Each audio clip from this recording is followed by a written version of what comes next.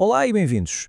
Hoje vamos mergulhar num tema que, vamos ser sinceros, pode parecer meio empoeirado, a filosofia medieval. Quando a gente ouve nomes como Agostinho e Aquino, logo pensa em quê? Anjos, debates intermináveis. Mas e se este mundo antigo estiver, na verdade, super ligado às nossas questões mais atuais? Então, bora lá descobrir como é que isso funciona. E olhe, se o tema soa estranho, não é à toa. O académico A.S. McCrae resumiu isso muito bem. Esse foco todo no eterno, no imaterial, pode parecer uma coisa de outro mundo, não é? Afinal, era um universo de pensamento com prioridades, bem, muito diferentes das nossas. O que nos leva à pergunta central, certo? Se parece tão distante, por que é que a gente deveria se importar com isso? Bem, a resposta é que, como quase sempre, as aparências enganam. E muito.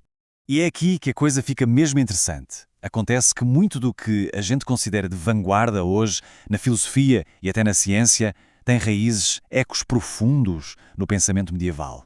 É quase como se a filosofia moderna, em alguns pontos, estivesse só a alcançar o que já se discutia há séculos. Vamos pegar a ciência cognitiva, por exemplo. Hoje a gente explora a mente, a consciência, o eu.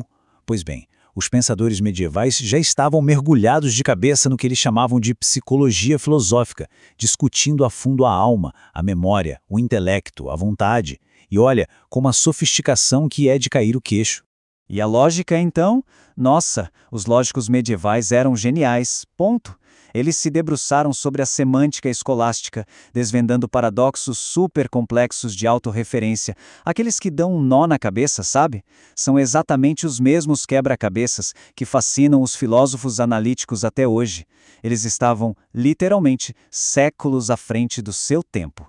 Pense também na ética. Hoje em dia, tem-se falado muito na ética das virtudes, aquela que foca mais no caráter do que em seguir regras, certo? Pois bem, para os filósofos medievais, isso não era uma novidade. O cultivo da virtude, a vida moral, isso não era um tópico secundário, era o centro de toda a filosofia prática deles. Ok, então os temas são familiares, certo? Psicologia, lógica, ética. Mas, e aqui vem o grande mas, o objetivo por trás de tudo isso era completamente diferente. E essa diferença muda completamente a perspectiva. E o ponto é o seguinte: enquanto a filosofia moderna, em geral, está preocupada em como viver bem aqui e agora, na Terra, para os pensadores medievais o jogo era outro. O grande objetivo era a beatitude, ou seja, a felicidade eterna junto a Deus. Isso não é um detalhe, não. É uma virada de 180 graus no propósito da vida e, claro, da própria filosofia. E eles não jogaram fora as virtudes clássicas de Aristóteles, como coragem ou sabedoria. De jeito nenhum. Pelo contrário, elas eram a base, o primeiro degrau. Só que, acima delas, vinham as virtudes teologais, fé, esperança e amor. Eram essas que coroavam as outras e que realmente apontavam para o objetivo final, o eterno. Claro, essa busca pelo divino acabou criando uma tensão super interessante no centro da filosofia medieval. Qual é a relação entre a razão e a fé? Como é que essas duas coisas conversam? Ou será que não conversam? A coisa era tão séria que eles nem conseguiam concordar sobre o que a palavra filosofia significava. Não era um conceito fechado, sabe? Era um verdadeiro campo de batalha de ideias sobre qual era, afinal, o papel e os limites da razão humana.